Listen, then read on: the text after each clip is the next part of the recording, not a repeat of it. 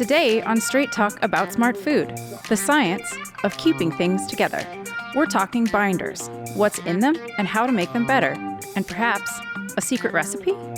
Not on your life. This is Straight Talk About Smart Food, a podcast about that fascinating place where food and science intersect. Hey everyone, welcome back to Straight Talk About Smart Food. I'm here in the pod today with... I am Sarah Fisher. I'm the Food Technology Manager.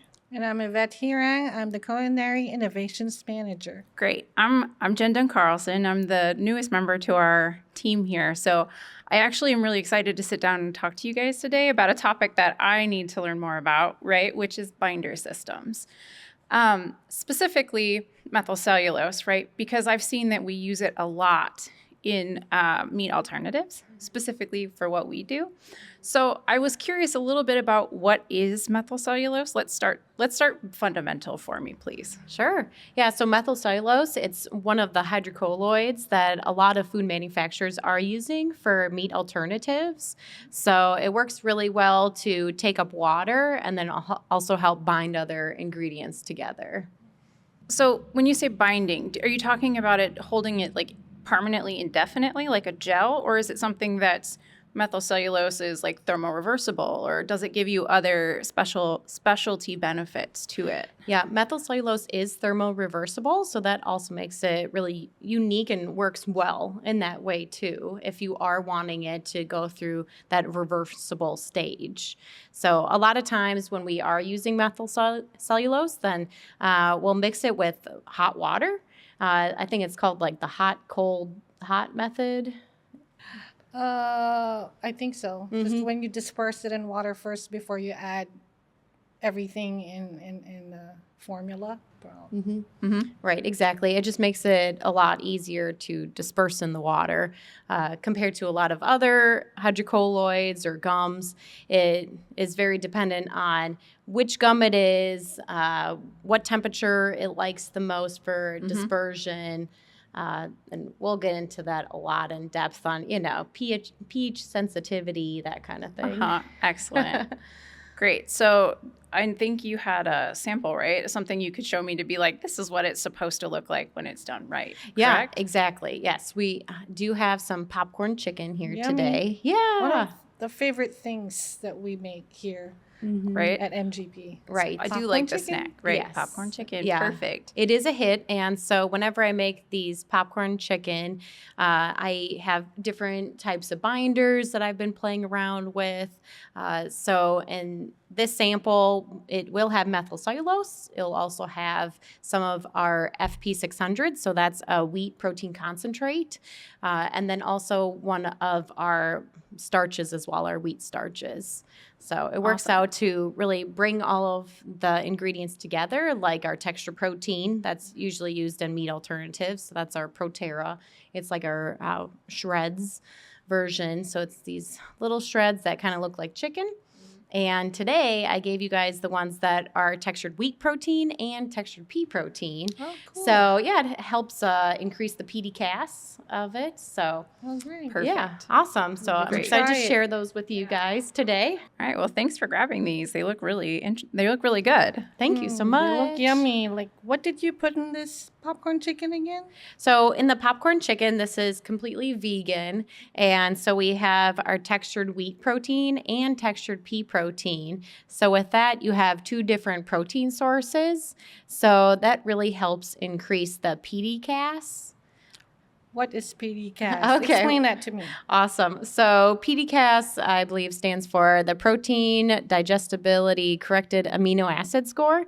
So proteins have different scores. So by having wheat with pea, it helps increase that score because some of those protein sources are deficient of certain amino acids. So by having a blend together, then it helps increase that score. So, and then also I liked it just to show that there are applications where you can use them together and it really they meld together. It's homogeneous inside, and that's what you're really expecting in a certain type of like popcorn popcorn chicken. Yeah. And also, I made sure that Jen had a lot of gnarls added to the like a batter good and gnarl. breader Yep. system. So Good. I don't know if you have to describe what a gnarl is. Well, sure. So when you think about like the most classic gnarls or like your homemade chicken that's been like dipped a couple times and it's got those like ridges of dough in them that end up being like the extra crunchy bits, right? The tasty bits. Yeah, yeah, like the crispy edges. Like if you're throwing out brands, right? You get KFC batters and breads back of house, so they get a lot of those little gnarls in theirs. Like Popeyes will batter bread back of house, so they have a lot of gnarls in there too, because of the techniques they use to actually generate those little seeds. And the more the better. I actually was chewing on this while you were explaining PDCast, and I Yeah. really appreciate the bite in this. Like, Awesome. yeah, because when you're talking about emulating a meat, right, and you want to get to that texture, like that firmness of the bite is actually really important. That like mushiness that you can get can be off-putting, right, for people that are wanting that meat experience. So is that the methylcellulose doing that, or is it the shreds themselves? I would say that it's a combination of a lot of those ingredients, and I guess this is my confidential recipe for the popcorn chicken. You know, I don't locked give this safely away. in the vault. Yes, exactly. Not even I can have access I don't even to give it to Chef Yvette. I'm No. like, can you share that formula with me? No, not on your life. I'm like, okay, but actually, like, remember the issue we come up with when using methyl cellulose? Sometimes it's the fisheye. Yes. So that's why we have to disperse it in water. And I find it fascinating where different types of methyl cellulose, sometimes they require dispersing in warm or even tap water or hot temperature water. Or sometimes you could just add it into the rest of the ingredients. But then sometimes you get that issue. And I think that's how I would fix that fisheye issue. How about you? Do you have any other tips? Yeah, I guess I avoiding always that? just look up and see what the gum that you're using and what it likes to have, what temperature it likes to have, but also slowly dispersing that powder in the water using a high-speed mixer. So we do have like a handheld homogenizer here that I use, especially in the smaller Like a batches. frother. I use a frother. Yeah, that's right. And you broke my frother too. I'm already on my third frother. Like when I put too much methyl cellulose too fast, I'm like, it bends the whole frother. Oh, no. I think we need a regular supply of cream frothers. Yes, and that's why you can use the handheld homogenizer. So it's actually made for those For dispersing. Right, Sorry. exactly. Whenever you have a high solids content like that, it works really well, especially with like xanthan gum. I don't know if you've ever tried to disperse xanthan gum. Man, that talk about fish eyes. It just seizes up on you as soon as it comes in contact with water. It just I find that, it's one of when I was working on salad dressings a lot, you had to you cut it with salt, you plated it on sugar, you tried to really disperse it out. If you were using it as like a ready-to-use dressing mix, it's highly important to get that well dispersed before you try and put it into a system. or else it just- Exactly. it did not go well. And that's a good point about cutting it with other ingredients. So maybe you can mix these gums or hydrocolloids with other ingredients, salt, seasonings, that type of thing, to help out with that dispersion. And I'm also curious about, with methyl cellulose, you have to put it in a cooler to let it do its magic so it binds everything together. Do other binders, hydrocolloids, need that extra process, like putting it in the cooler so it binds? I guess there are some out there. I really go for talk to the supplier that I'm getting those other gums from and just seeing, exactly what it prefers. And, because some of them, for instance, they want different ions available. Like some of them want calcium available. Otherwise, it won't function as well. So when I'm making like vegan ham, for instance, then I'm always making sure that for the binders I'm using, I have some calcium available so I can make that nice stiff gel. So then I can actually slice this vegan ham. So I guess that kind of segues into a question I had, right? Since methylcellulose does seem to be kind of a gold standard for functionality in some of these products, but we're seeing this like pushback against ultra processed and chemical sounding ingredients, synthetic type stuff. So what are some of those more natural alternatives that you tend to like prefer to try and use? Yeah, so like there's carrageenan out there. That's my favorite. Guar Next to gum. methyl salt. Yeah.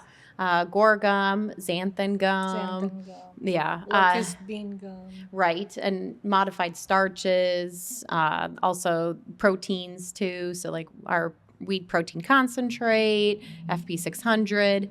We also have various wheat starches as well, midsol and pre-gel that I've been playing around with, because there really isn't any, like, this is the one key star replacement, Right. for Oh, methyl yeah. cellulose. And I Right. don't like it when they say, okay, it's a 1-to-1 replacement. Like, no, I've it's never not. found that to be true. I've never Not had in any success with situation.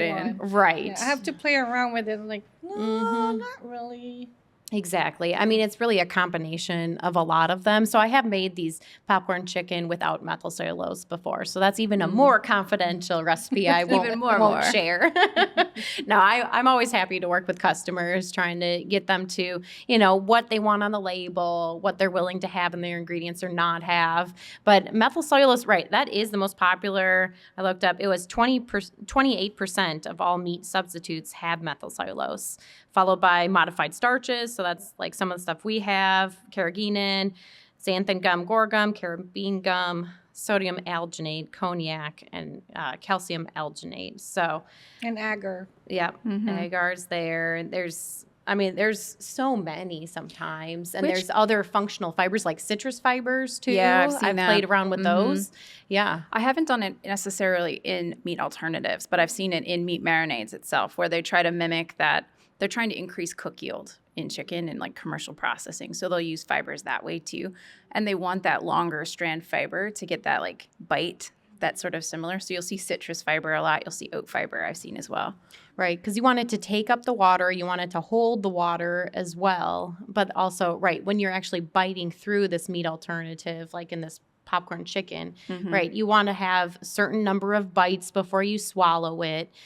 This is a popcorn chicken. It's not a steak. It's not a ham. Yeah, it's so we use different gums for different applications. It's like when you bite into it, you can bite into it like real meat. But then when you look at it, it's not like something like hardened ham. Like you can't Right. pull it apart, but you can still like distinguish the ingredients. And if you pull them apart like that, Right. so you actually don't see the binder. That's what I like. That's Yeah. what I like about it. And unlike other products where like when you break it open and you can see like it looks like cartilage. Sometimes it bites like cartilage, but you don't want something looking and tasting like that in your foreign plant-based meat alternatives. Right. Exactly. And that's something I really want to touch on, because a lot of these meat alternatives, sometimes you have a lot of binders in it. So it's not as, sometimes like the main ingredient is water to start with, because the textured protein is dried, so it takes up water. But some of them may be like a seitan type of vegan jerky. You're using a ton, at least in our case, wheat protein isolate. And so sometimes I'm working on like coloring that binder system, so you can't tell the difference between the textured protein strands and the binders. Right, especially if the textured protein is like a brownish in color and these binders are really light in color, light, then it opaque. looks kind of like, It stands ugh. out. Yeah, Yeah. it does. Yep. So that's why I've been working on, adding some colorants in there. But if you're going into natural colors now, if that's what you're looking into, natural colors will change based on the pH. You think back to like this really fun food scientist experiment that you'd like go talk to middle schoolers to That's get a. one of my favorite Yeah. experiments with like the cabbages, where you can make the pH adjusting and you So put. explain it. Oh yeah. So like when you're talking to little kids, it's so much fun for little kids when you take cabbage and you can like steep it in hot water like tea and it gets blue, right? And then you can drop vinegar in it and it'll turn pink, and you can drop soap in it and it'll turn back to blue, because the anthocyanins in the cabbage are pH sensitive, and so they have that pink blue shift. Yeah, Amazing. acids red, bases are blue. Blue. Yeah, Mhm. right. Yeah, the fun chemistry behind food Right. science. So that's what you got to worry about now if you're trying to like color the binder system with natural colors, Especially if it's supposed to be pink. Exactly. Yeah. Yeah. So that's why you're just working with those color suppliers then, and I have a lot of fun doing that too, just to see what might happen, what can we do to make this better. I've had experience where I made a plant-based burger patty. It was purple. Yep. I was like, what? Why did it turn purple? Like, who would want to eat a plant-based, Right. purple plant-based? Purple. burger? Ooh, you can add that purple ketchup, or right? Isn't Isn't that it a like limited the time? purple sweet potato? Oh, yeah, like no, the thank Yeah. Pass. hard right. Well, pass on it's that. like there's that rare, but then there's that like blue rare, like Yeah, that I'm super like- duper rare. You wanted a natural color? You're aiming for the natural color, not a psychedelic looking burger patty, but interesting. Right. Oh, I think that's so interesting how it ties back to like that consumer perception, right? Like it's so easy to tint it purple if you're using beet juice, right? Or something along those lines, or cabbage, and accidentally adjust your pH. But then, that's where we have fun, right? In product development and in ingredient and product development, to sort of hammer out those solutions, right? Because that's what makes it better, right? That's what makes a customer's first experience a good experience, rather than being like, I don't think I want to do that again. No one really wants their product to be that product where you're just like, Yeah, you have to fail for you to succeed. right. That's why. That's where the science part comes in, the research. Yeah, you again. don't want a plant-based meatball like feeling, or when you bite into it, it's like biting into a little rubber ball. It's like I've had that happen to me, and I'm like, I'm never gonna do this again. So the mistakes that you encounter, you try to avoid, and you learn from that. So Right. you try other options, and it's a good thing there's a lot of binder options out there. And I have yet to try all of them. But I'm a big fan of methyl cellulose. I need to go outside of the box and try other stuff. Do you have a favorite methyl cellulose? A40. Oh yeah, I like A40M. Yep. Uh-huh. Yeah, I think we have the same favorite. It's funny. I have asked people that at an extrusion short You course I help started me teach on at, that. and I'm like, yeah, methyl cellulose. Okay, show me how to use this. I'm like, and then I saw different bags and different labels. I'm like, Sarah, what's the difference? And Yeah. like, I found out what the difference was, and so I got my favorite. yeah. Well, So it's interesting with like carrageenan too. There's not just one type. There's 3 types, and depending on which one, you either get a stiff gel or not. It needs calcium or doesn't. It needs that anion or doesn't. And so it's really, I think working with your supplier is really important to sort of get that baseline knowledge too, to really be able to like pinpoint what you're looking for. It depends And then- on the application too. Like Totally. you're making, like you said, dressings, sauces, gravy, Jello.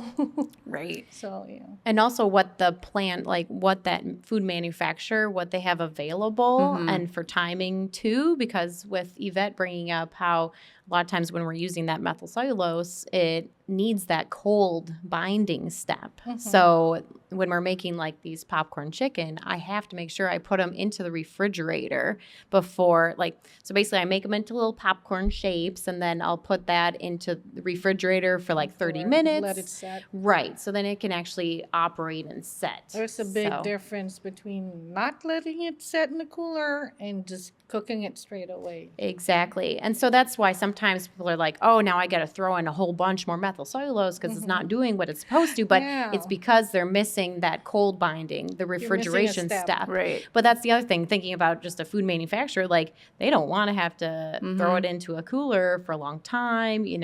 Time is money. So Right. that's Exactly. why I guess that's another benefit to look at some other binders too, is to how to bind the product together in a short amount of time. Yeah, for sure. Because like you always want that efficiency.